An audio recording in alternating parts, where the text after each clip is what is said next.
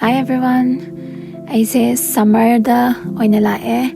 travel taraga adigi khara su pothare wadana adigi time zone su adjust awuda. Aina winter sina Melbourne da le hore la ibasna summer ni sida pali se haikhaga yam pale hojik se haiga leiga yam phajaba matam ne aina la imapam sina San Francisco da Melbourne to San Francisco se direct flight da 14 hours ka 18 minutes admaina changbane but I did direct flight ta dilaktre handak se Fiji the stopover matawe aina sum tawning dan aduna completely I think 23 hours muk changi bane time zone gi difference in 17 hours muk ki difference laye Melbourne ga San Francisco ga se habedi behind oeba San Francisco suna aduna jet lag tawe ko khar ngawe habedi hozik Melbourne da suppose pung manga nung dang wayam gitaring khaloba adudi ngarangi ayuk pung tarata doine nong mama behind oeba somna kan da lak pase San Francisco US da lak pase adoni do San Francisco se yam nungai ba mapam ne hozik weather so yam nungai ba matam ne ai budi koi gi che laye aduga niece and nephew du su family time spend su tawblak pane plus koi hiking kai kazu yam chatkani aigi nephew sizu unadaba kuire ai covid tawgiba matam dagi hanadi dum chahi kudingi chatlame once 1 month ko or so ado covid tawgiba dagi adum chatkidre covid matung da Manipur la namuk tawsan badagi Manipur lom da dum thoe dum chatre dagi aigi niece sina covid marak ta pok pane madi ahamba thengnare ne adu tasu adum yam thuna dum close oire angang ani siga time yan spend tawri hojikan se ai other besides family time California se yamna diverse ecosystem leiba mafam ne kelp forest kelp haibadi kano seaweed ki makhan namane ba anda haitare aduga kano se desert su lei mountain su lei adagi coastal side su lei ba ado akoina lairi mafam sidi mountain side ne ba rolling mountains kind of hill macha lei mafam ne but akoi coastal areas te kasu koi ba khoi pasum chat kani ai dum ucharake makhan oina mafam explore taw myam dusu adagi uga dusu makhan lei yam thina all oiba redwood forest one of the tallest trees on earth adugum bagasu leiba mafam leiye giant redwoods neba yam thina thousands and thousands of years old trees neba adagi giant sequoia gasu leiye one of the largest by volume yam pak chawbado in the world adu makhangi trees neba ado sigumba sum ucharake ado akoi park so national park makhan chakani ngasi stage da uchar isina Tilden Regional Park ka weba 2079 acre oiba lam ki mafam neba Berkeley University kan leba Berkeley Hills leba da adugi area adu da haitare aduga park sida hiking yam tawnaba mafam ne different fitness levels ki easy hikes so dum oye yamna hiking ga tawdaba yamna fit oidaba mi so dum easily walk tawba yaba trails neba aduga forest gisu manung da changbay type ta tawe grassy oiba meadows kasu yam laye wildflowers mayam ga horaga adegi aina sum yengba da eucalyptus trees yam hawe sigi mafam se aduga mapan da map kasu thele mi myam na yengaga dum fazana hiking da travel tawna ba aduga manung da lake kasu laye lake to de koi yaudi yaraktre but adugi lake to da mayam fishing tawbam ne na haibane lake anza na adagi adugi akoina sum manung da chatlaga yam katna manung chan dingai da dum kano je saji macha ga se spring da pokiba myam ga se adum uba phange se je saji ya ngau sana ba macha ma phan ga chong se mama je dum manak ta cha ga lei adagi moi se kasam ta tawbi dam ni na danger kain ta feel taw de protected feel taw pani na akoi gi manak ta dum yan ta na dum cha da na khota na dum lei jaye lot te kain ta chen de adu yam nungai sumaina actual wildlife kayam nakna loina ba ngam ba je haidar ado raccoons ka lay hamne ai budi uraktre ai udiam uning mane raccoons urakte probably night na hene active oi bazane raccoon gumbasina. California se 2 subspecies of deer lay sazi ki makal ani lay black tailed deer adagi mule deer hana asida koi mang da oi se sigi se black tailed deer hybrid ne ba adom black tailed deer se adom common na adom uba phange San Francisco Bay Area da open space da oil adagi suburban areas se adom yam nakna hills to suburbs ki marak the hills adom legal leba moi se mapam se aduna adu hillside ta ga adom uba phange adom moi adom thogle eba easily adom spot ta go phange ba moi je native ne soigi aduga ecosystem gi amna key player ne hai tare kano ga je grass ka se hillside ki grass ka sa da na khota na songalak ta na ba yam kan na songala adi dry or kandam forest fire gam taw de na aduna adugum ba su moina phandok kan sa thok tan do ecosystem gi am achawa part am ne ba moi su aina yam ngak na thok pa da eucalyptus trees me am hauram ba je till then se eucalyptus khoyam ma tawe ba adu sigi varieties na Tasmanian blue gum eucalyptus to ne ba ado eucalyptus se mayam khangam ba Australian origin ne ba native to Australia ne ba ado sigi se San Francisco da habedi California da 1850s da introduced taw given eucalyptus se adu da gidi adom spread taw grazane aduga sum kanosigi parks gi manung da jang kanda berries wild berries matam ne na blackberries me am horame adu blackberries se red cinnamon dri bane ba black cinnamon la bane ba black cinna yam thumme red cinna kara sinba green grapes or strawberry type ta tawe adu kharza laga eucalyptus me am lerame non native ne na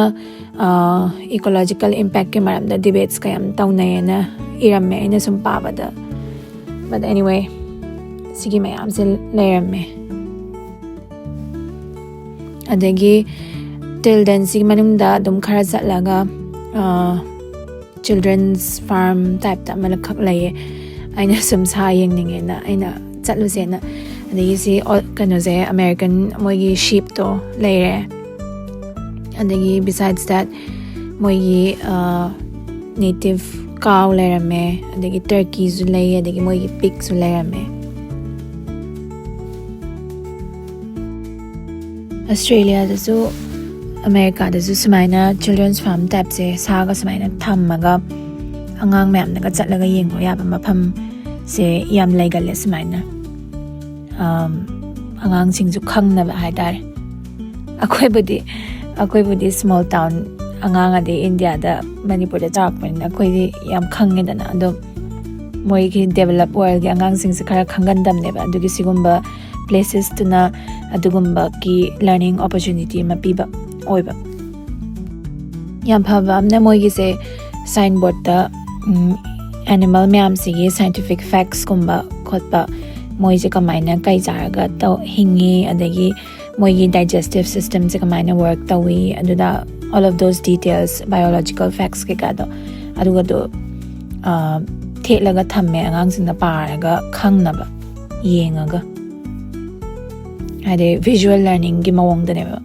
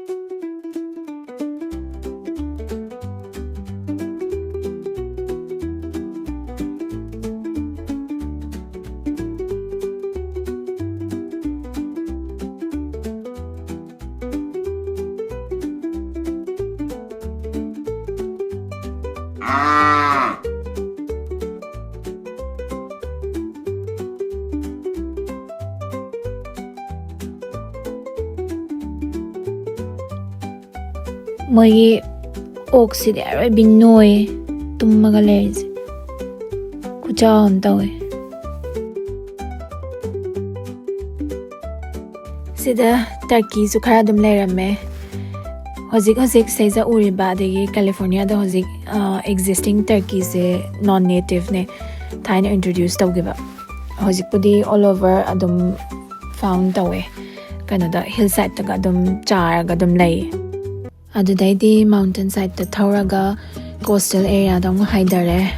Pacific Ocean Laiva Pamda areas in the Pacifica Kawe. Ado mountains dana imbagiam foggy ga oye the says the yamna trees yam chow ga uye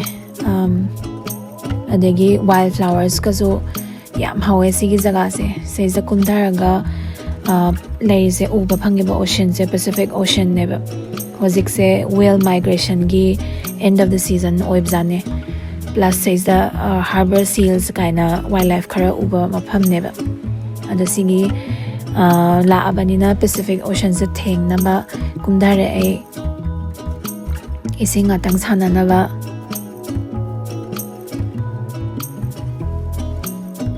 ado a few facts about Pacifica California region. Pacifica se coastal city amne beaches me amle hiking trails me amle degi atmosphere se amna relax oye 12 miles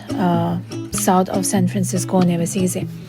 aduga Pacific Ocean ne mayam line taraga lay se adagi khara famous oiba hiking trail Devil's Slide Trail kana khara lay aduga climate sina khara Mediterranean type tawe warm summer foggy mornings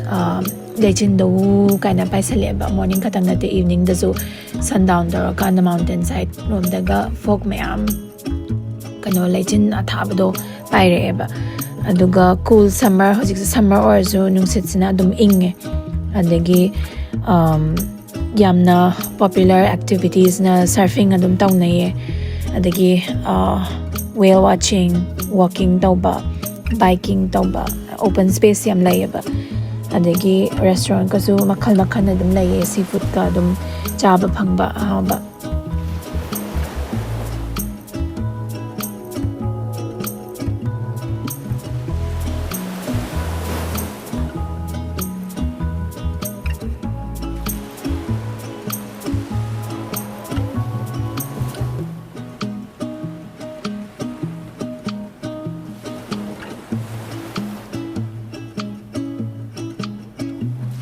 sida tarise seaweed kumba mayam neba kangaga my waves na chensala aga lehobad beach se khara sandy oiba beach ne ocean gi sound se amna relaxing oiba ne manakta leibase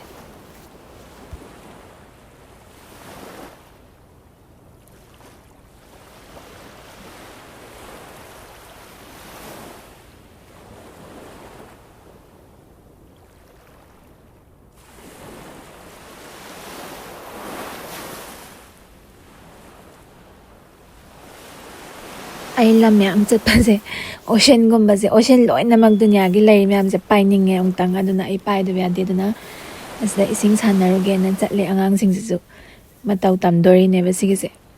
ko che da video nam halle ne waves haigalak pa se yam na lap na tap na lak taw ga malaga zar na khangau da ban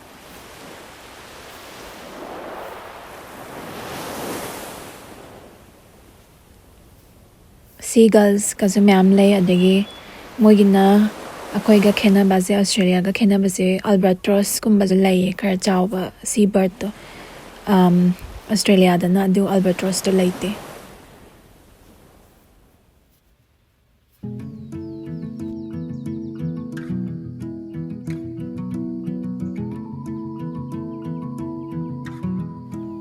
angang ising sanaba nungai ge badagi to ola o yaroi doini adudai matharom dam ka khatle sida su uzau myam lay thainagi u te aga tale bazibu adum phajabane sida ga lay se ajo ba u do adagi saida so amuk sanarani angang singa u karaga ming myam ga ha ame koiju akoi gi hakke na tarame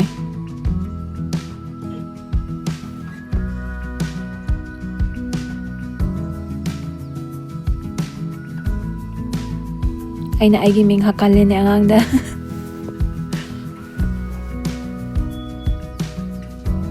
pictures is yaw sa lai zyo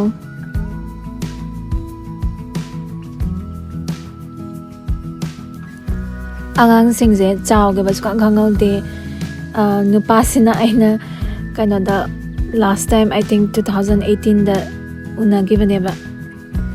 adu yam chao le me ma su pura chahi se khangau de aduga nupi sina 2020 da pokpa ne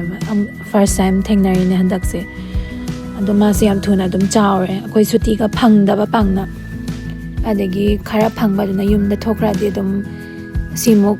sida either sida chapana traga yum da thokpa adu mai na tawba de dum khangau de moi chao ba se adu akoi se asai da picnic ka su dum tawre cha thae asaba adagi ngak sum wai ga sanaraga achapot ka charaga leire yum dagi achapot parakpado sige maphamda leiba u myam se cypress trees ne cypress trees ki pura line oiraga tunnel ga changba male yam thina centuries old trees ne ba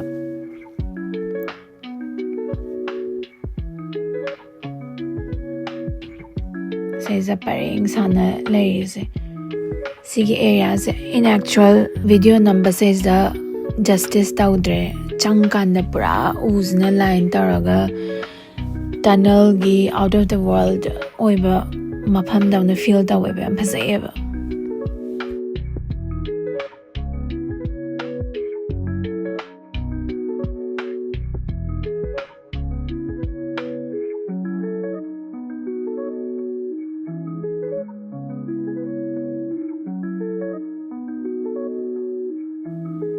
angang je sum wang khalak pa je mama de hen gi dore khara artistic ka oiba angang nara kanana no smaina Mowgli hi house kamale du sarame twigs me amna ado cypress trees says a lazy am centuries old in a khara di tu ba ka smaina yawe the tu ba da isu car ka sum satninge en sum satloban mayam khangnaram gadra khangde or ningjangam gadra khangde thaina akoi gi maitai gi game am leibani upai bi na upai bi kana ga laraga u mayam sai za angang mayam amamam ga paraga kana khut ka soknaraga lan doi ga tawbani ba ga amang ba mi khakna ga tanana na ga tawbani u amada hangi ngai da hana adai u du na phawradi ama lehawa mi du na mu mang doi ne ba adai sagi khar chatlaga cliff leiba rom da chatlaga ocean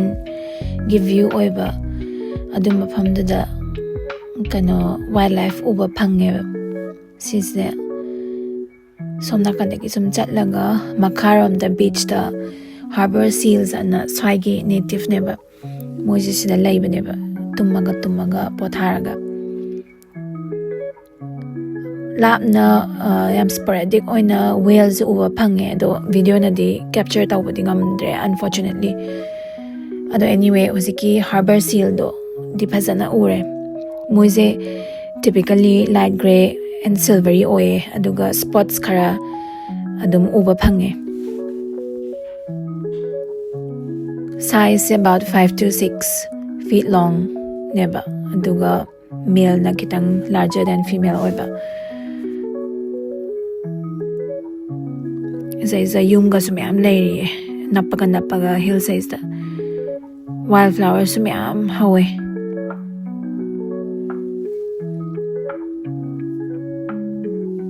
moi kano na seal na move taw ba sa ang jabi move to maina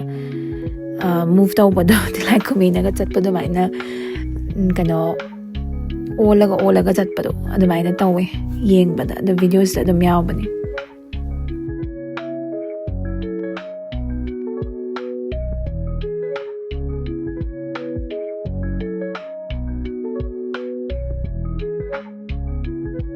Moise protected ni under Marine Mammal Protection Act aduga Moise coastal waters of North America, Europe and Asia da laibzane do aduga sandy beaches kumbada rocky reef kumbada aduga chabasina carnivores ni moi typically fish kumba crab crustaceans prawn adugumba chabzani macha pokpasina moi angang do pap kaubane amakak kapo usually between winter ga early summer ga da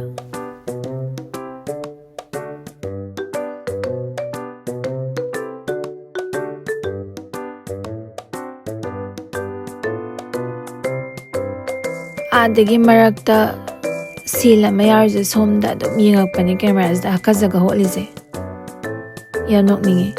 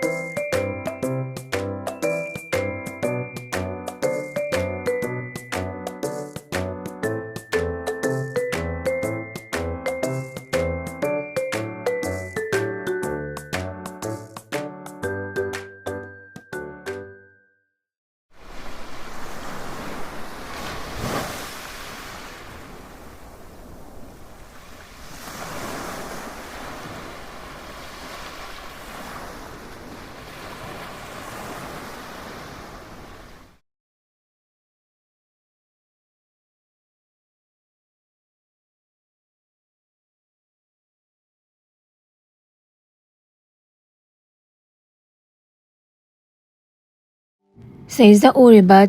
using the reddish brown ama oise idea am phasai khalure masagi orbeni gore but kano orame fungal disease orame cedar apple rust haiba ado cypress trees da degi apple trees da dum tawgan bazane sigi type of fungus se ado daidi seal gi jaga se ado degi nakana mada chatpada khara rocky cliff type da side laye adudana wildflowers se mayam hawe makhan se wild oina matomda hauzari neba variety se yame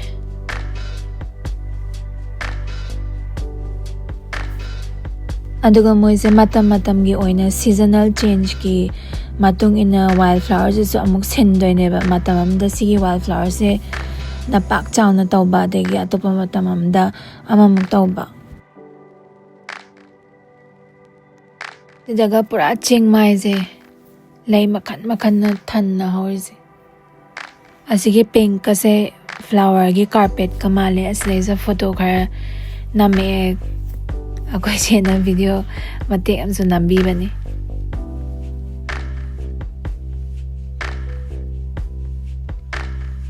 ꯅꯦꯠꯄ ꯖꯒꯥꯁꯦ ꯃꯣꯏꯗꯁꯨ ꯍꯥꯏꯗꯤ ꯐ꯭ꯂꯥꯋꯔꯗꯣ ꯁꯤꯗꯅꯕ ꯀꯩꯝꯇ ꯑꯀꯥꯏꯕ ꯊꯣꯛꯇꯅꯕ ꯌꯥꯝ ꯀꯦꯌꯔꯐꯨꯜꯂꯤ ꯇꯧꯔꯒ ꯆꯪꯉꯤꯅꯦ ꯁꯦ ꯈꯔ open ꯍꯥꯏꯗꯤ ꯍꯧꯗꯕ ꯖꯒꯥꯗ ꯐꯝꯃꯒ ꯆꯠꯄ ꯈꯣꯠꯄ ꯇꯧꯔꯤꯅꯦꯕ ꯃꯣꯏꯗ ꯀꯩꯝꯇ ꯁꯣꯛꯇꯅꯕ ꯁꯤꯒꯤ ꯌꯦꯜꯂꯣ ꯀꯂꯔꯒꯤ ꯃꯆꯥ ꯃꯆꯥꯁꯤꯁꯨ ꯌꯥꯝ ꯅꯨꯡꯁꯤꯌꯦ ꯃꯣꯏ ꯃꯌꯥꯝꯅ ꯍꯧꯕꯁꯤꯗꯒꯤꯏꯔꯣꯖꯟꯁꯦ ꯈꯔ ꯐꯔꯦꯅꯦꯕ ꯅꯠꯇꯗꯤꯏꯔꯣꯖꯟꯒꯤ ꯁꯥꯏꯟꯁꯨ ꯌꯥꯝꯅ ꯎꯏꯌꯦ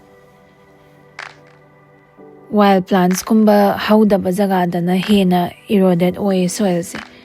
ꯑꯗꯨꯒ ꯄ꯭ꯂꯥꯟꯠꯁꯤꯡ ꯈꯔ ꯊꯤꯛ ꯑꯣꯏꯅ ꯍꯧꯕ ꯖꯒꯥꯗꯅ ꯁꯣꯏꯜꯗꯣ ꯃꯣꯏꯅ ꯀꯜꯂꯦ ꯌꯥꯝꯅ ꯋꯤꯟꯗꯤꯒ ꯑꯣꯏꯕꯅꯤꯅ